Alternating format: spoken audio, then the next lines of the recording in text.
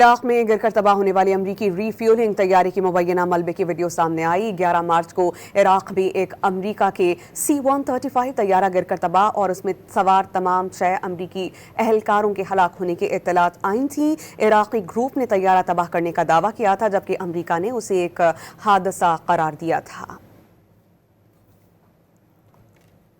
عراق میں گر کر تباہ ہونے والی امریکی ری فیولنگ طیارے کی مبینہ ملبے کی ویڈیو سامنے آئی۔ 11 مارچ کو عراق بھی ایک امریکہ کے C-135 طیارہ گر کر تباہ اور اس میں سوار تمام 6 امریکی اہلکاروں کے ہلاک ہونے کی اطلاعات آئی تھیں۔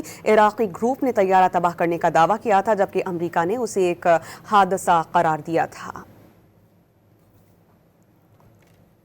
عراق میں گر کر تباہ ہونے والی امریکی ری فیولنگ طیارے کی مبینہ ملبے کی ویڈیو سامنے آئی۔ 11 مارچ کو عراق بھی ایک امریکہ کے C-135 طیارہ گر کر تباہ اور اس میں سوار تمام 6 امریکی اہلکاروں کے ہلاک ہونے کی اطلاعات آئی تھیں۔